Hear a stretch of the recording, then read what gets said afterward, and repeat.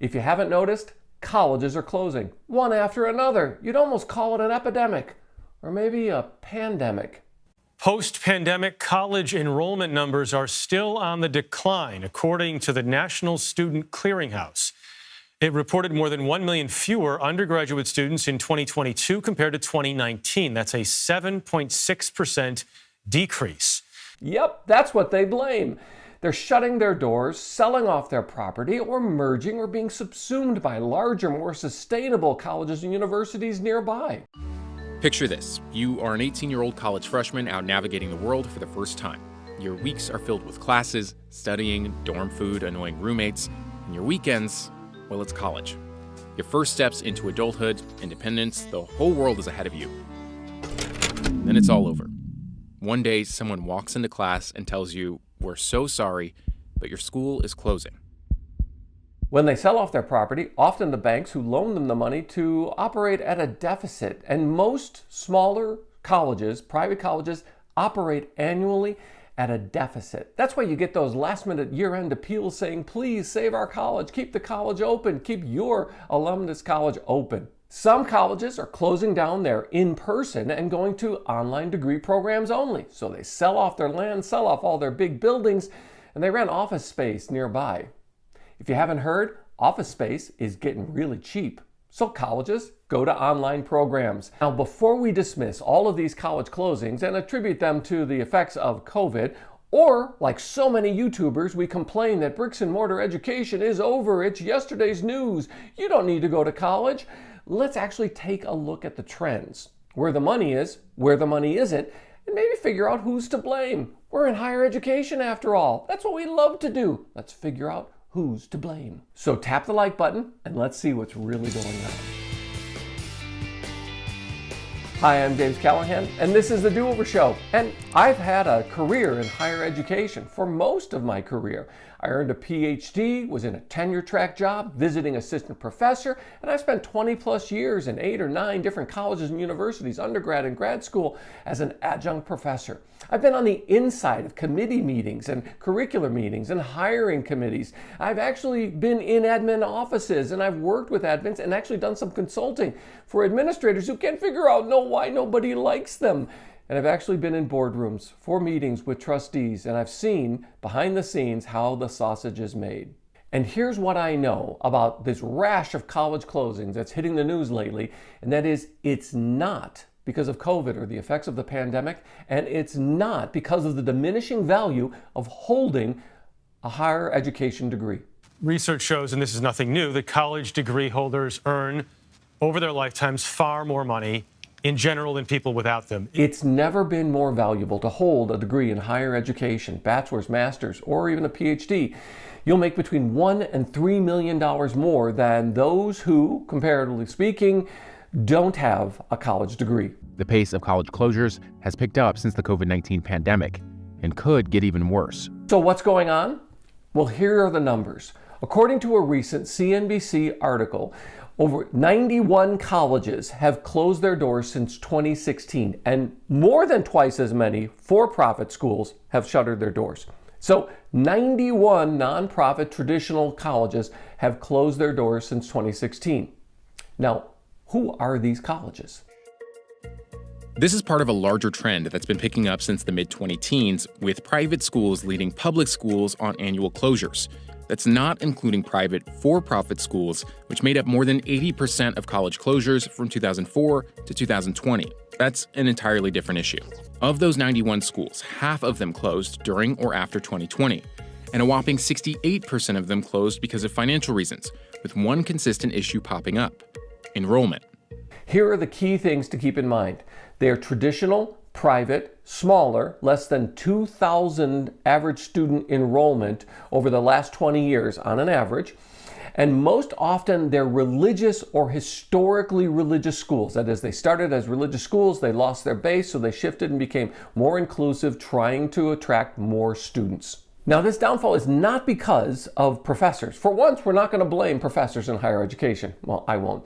And I'll tell you that still today, there are 10 PhDs graduated for every single full-time position, tenure-track position advertised in higher education. So it's not for a lack of qualified professionals to actually teach the courses. And yes, I will grant you this. There was a spike in college closings after COVID and the effects of the pandemic hit, but all of the schools that closed were struggling when the pandemic hit.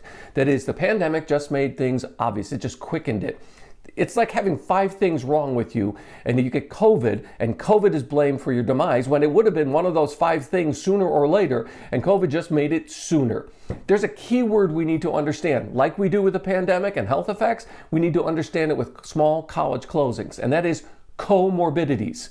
Yes, small colleges that closed already were struggling. They had a historic downturn in enrollment. They had a lower involvement from alumni, and they received fewer gifts. And because of this, small colleges, when the pandemic hit, just said, we give up. And even the schools that received federal bailout money to keep the colleges open during the pandemic, they're the ones that just kept the college doors open until they ran out of that money. They had to spend it, and then they said, oh yeah, by the way, we're going to close now. In the CNBC reporting, they attributed to 2 main causes this rash of closures recently. The first is enrollment cliff, with lower birth rates, declining high school graduates, not because there are more dropouts, but because there are fewer kids alive to go to high school. That is, birth rates have dropped and continue to be low. And with economic hardship coming on, and that's the reason why people have fewer kids, if it's economically more difficult, and after the 2000s housing crash, that means we're coming around to the date when, 18-year-olds would be finishing high school and going into college. But those kids don't exist because the housing crisis helped people, caused people, stopped having babies. I don't know how, but it's a great contraceptive, obviously. Economics caused this. Enrollment cliff. So, and enrollment offices have seen this coming. They've looked at a year like 2025, 2026, and they say, that's the cliff where the number just drops off precipitously. And they don't know if they're going to be able to survive it. The second reason, according to CNBC, for this sudden uptick in college closures is a failed business model that the trustees have adopted. And that is 95% of colleges today in the United States are based on tuition. They're tuition based. That is, they generate their income by charging students for tuition. And that means that with lower student enrollment, that economic model is no longer sustainable. Now, this is in contrast to those famously endowed, is that a polite thing to say? It sounds kind of creepy.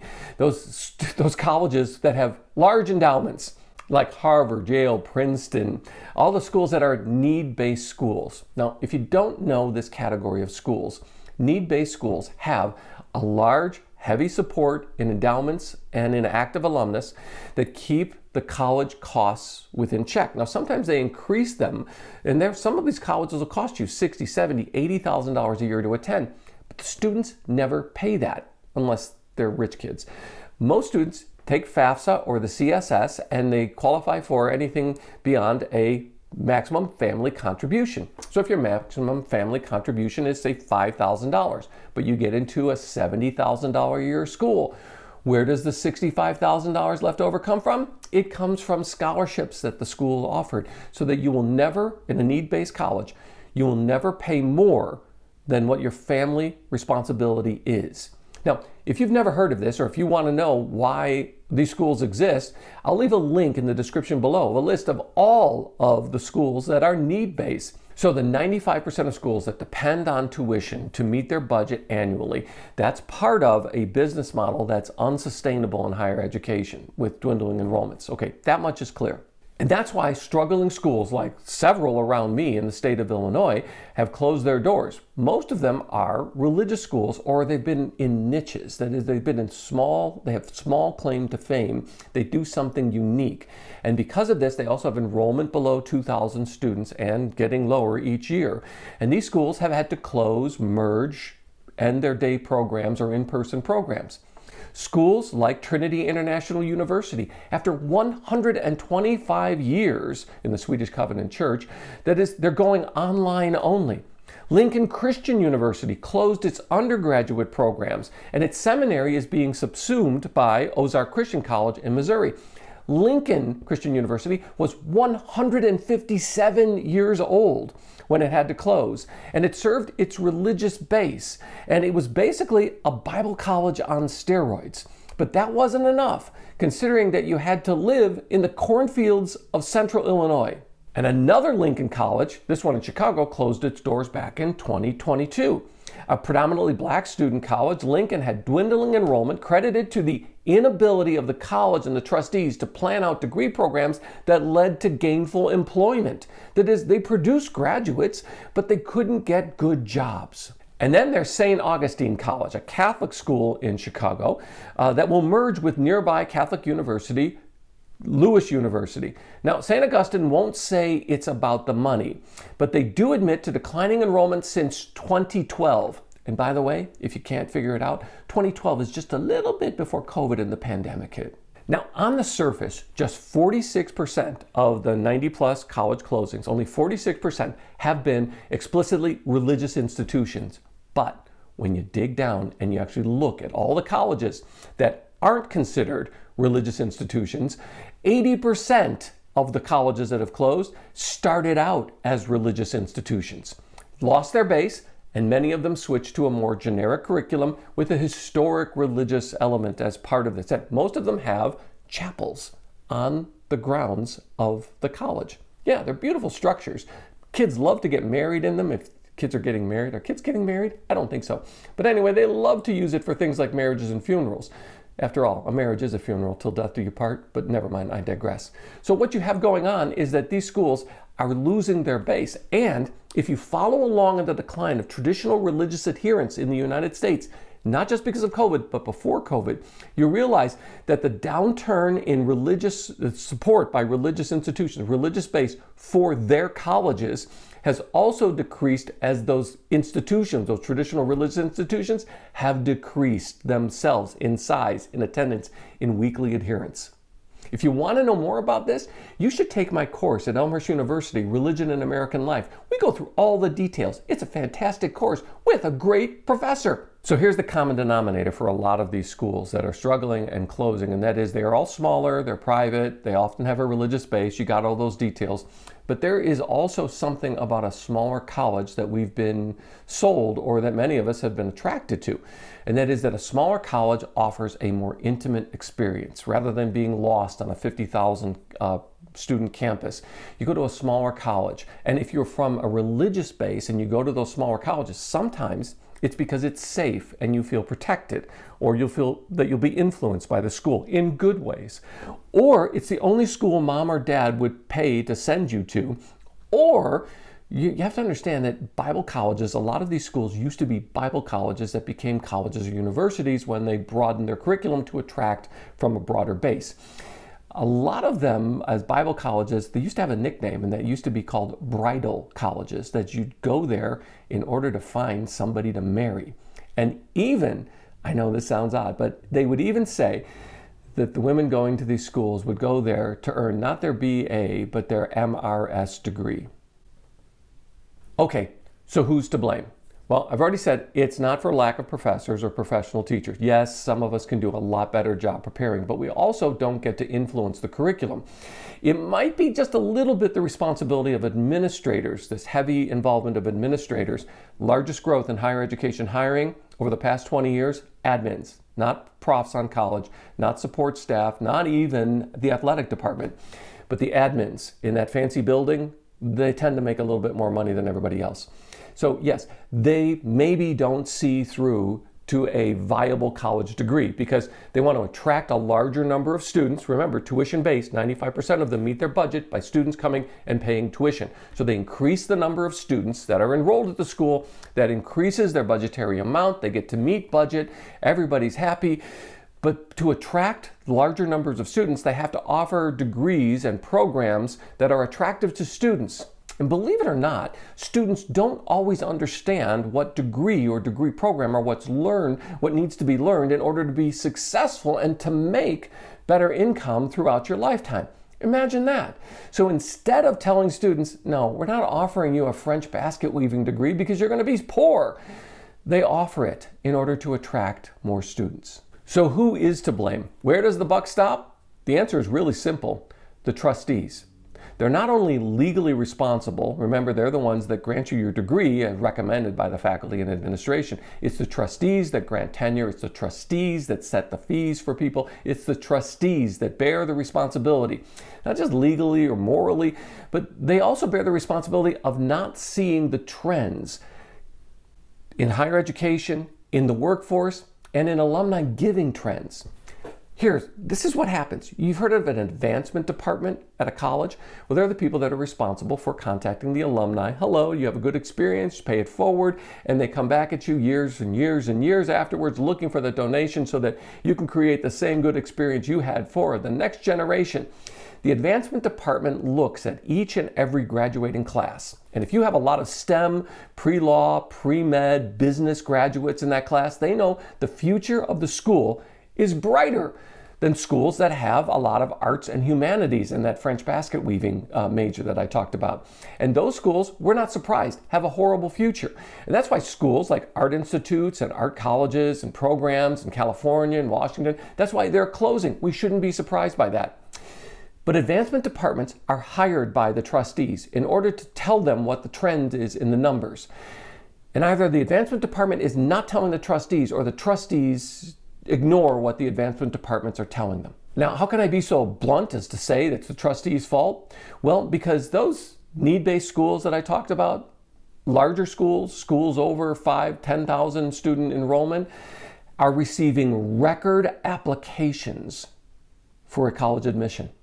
That is, the number of admission applications is exponentially jumped at higher schools by the thousands, even as those smaller schools in the niches, in the private and the religious area of higher education, even though they have declined. That is, trustees should see this. Trustees should know this. Trustees are legally responsible for seeing this, an unsustainable business model. Now, I know some of them are holding out for that grand donation from some benefactor, but they really don't come that often. And there's very little at a school, except for maybe a romantic attachment with one alumnus who went on to do great things and become a freaking billionaire who might turn around and die one day and give your school some money. And that's what some trustees are holding out for. So do you know a school that has closed, something nearby you? Or did you go to one that's since closed its doors or merged with another larger school or gone to online programs? If so, please tell us the story in the comments. And thanks for being part of the Do-Over Show. Please, while you're down there telling us your story, how about you tap the like button, because it really helps. And how about you subscribe and ring the notification bell so you don't miss the next episode. I'm so glad you found me, and I found you. Thanks.